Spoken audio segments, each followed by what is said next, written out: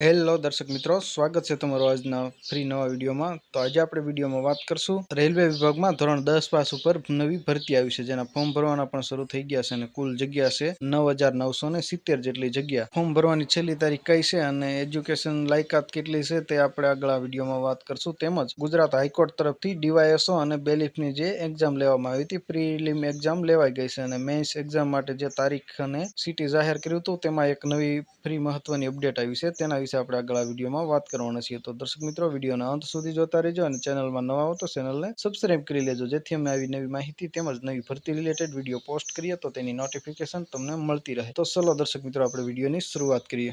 તો દર્શક મિત્રો, સૌપ્રથમ આપણે ડીવાયએસઓ ડેપ્યુટી સેક્શન ઓફિસર અને પ્રોસીજર સર્વર બેલીફની જે એક્ઝામ પ્રિલિમ લેવાઈ ગઈ છે તેની આપણે પહેલા વાત કરીએ, ત્યાર પછી આપણે રેલવે ભરતીની વાત કરશું આગળ વિડીયોમાં। તો નેશનલ ટેસ્ટ એજન્સી, રાષ્ટ્રીય પરીક્ષા એજન્સી જે છે ઇન્ડિયાની, તેના દ્વારા ડીવાયએસઓ ડેપ્યુટી સેક્શન ઓફિસર અને બેલીફની એક્ઝામ લેવામાં આવે છે અને કન્ડક્ટ કરવામાં પણ તેના તરફથી જ લેવામાં આવે છે। એટલે પેપર સેટ કરવાનું, એક્ઝામ લેવાની, રિઝલ્ટ આપવાનું બધું તે એનટીએ કરે છે, એટલે કે નેશનલ ટેસ્ટ એજન્સી। એના તરફથી ડેપ્યુટી સેક્શન ઓફિસરની મેઇન્સ એક્ઝામ અને બેલીફની મેઇન્સ એક્ઝામ માટે તારીખ અને એક્ઝામ સિટી જાહેર કરવામાં આવ્યા હતા। એમાં કોઈ કારણોસર નવો ફેરફાર કરવામાં આવ્યો છે, એટલે કે પહેલા 27 એપ્રિલ 2025 સન્ડેના દિવસે આ એક્ઝામ લેવાની હતી ડેપ્યુટી સેક્શન ઓફિસરની અને પ્રોસીજર બેલીફની। તેમાં હવે સુધારો કરી અને નવી ડેટ ડિક્લેર કરવામાં આવી છે 11 મે 2025 અને સન્ડે। અને સિટીની વાત કરીએ તો અહેમદાબાદ, ગાંધીનગર, સુરત, રાજકોટ અને વડોદરા, આ જે 5 સિટી છે ત્યાં કણે આ બેલીફ અને ડેપ્યુટી સેક્શન ઓફિસરની એક્ઝામ લેવાની છે। તો જે પણ દર્શક મિત્રો ડીવાયએસઓ ની તૈયારી કરી રહ્યા છે અને પ્રિલિમ એક્ઝામ પાસ છે, તેમજ બેલીફની જે તૈયારી કરી રહ્યા છે અને બેલીફની એક્ઝામ જે પાસ છે તે લોકો માટે આ એક અગત્યની માહિતી હતી। તો તમારા કોઈ મિત્રો પાસ થયા હોય તો તેમની સાથે પણ આ વિડીયો શેર કરજો। હવે આપણે આગળ રેલવેની જે ભરતી આવી છે તેના વિશે વિડીયોમાં વાત કરીએ।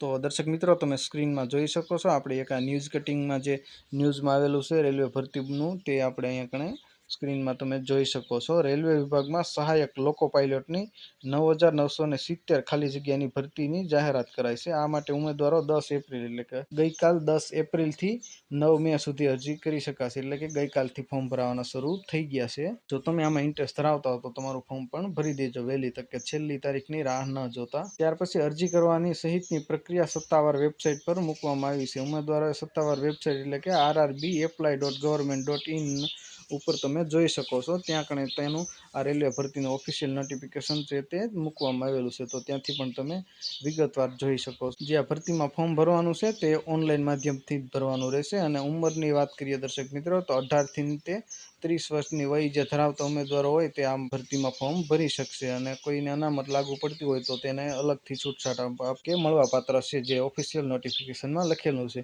ત્યાર પછી આસિસ્ટન્ટ લોકો પાયલટની સૌથી વધુ ખાલી જગ્યાની વાત કરીએ તો ઇકો કોસ્ટ રેલવે, પૂર્વ રેલવે અને દક્ષિણ પૂર્વ રેલવેમાં જગ્યાઓ સૌથી વધારે ખાલી છે। ધોરણ 10 પાસ ઉમેદવારો માટે નોકરી મેળવવા માટેની આ ખૂબ જ મોટી તક છે, એટલે કે એજ્યુકેશનની વાત કરીએ તો ધોરણ 10 પાસ જે લોકો છે તે આમાં ફોર્મ ભરી શકે છે। આસિસ્ટન્ટ લોકો પાયલટની પોસ્ટ માટે ઉમેદવારોની સૌપ્રથમ કોમ્પ્યુટર બેઝ એક ટેસ્ટ લેવામાં આવશે, એટલે કે પ્રિલિમ ટેસ્ટ લેવામાં આવશે અને ત્યાર પછી કોમ્પ્યુટર બેઝ ટેસ્ટ 2 એટલે કે સીબીઆરટી બીજી મેઇન્સ લેવામાં આવશે। તે જે પ્રિલિમ પાસ થયા છે તે દર્શક મિત્રોને સીબીઆરટી 2 આપવાની થશે। ત્યાર પછી આસિસ્ટન્ટ લોકો પાયલટની સૌથી વધુ જગ્યા 1461 જગ્યા ઈસ્ટ કોસ્ટ રેલવે ઝોનમાં છે, જ્યારે પશ્ચિમ રેલવેમાં 885 જગ્યા છે, એટલે કે આપણે પશ્ચિમ રેલવેમાં આવીએ, ગુજરાત આપણું છે તે પશ્ચિમ રેલવેમાં આવે છે। તો આપણે ગુજરાતની વાત કરીએ તો 885 જેટલી જગ્યા છે। ત્યાર પછી પશ્ચિમ મધ્ય ઝોનની વાત કરીએ તો 759 જેટલી મધ્ય ઝોનમાં જગ્યાઓ છે।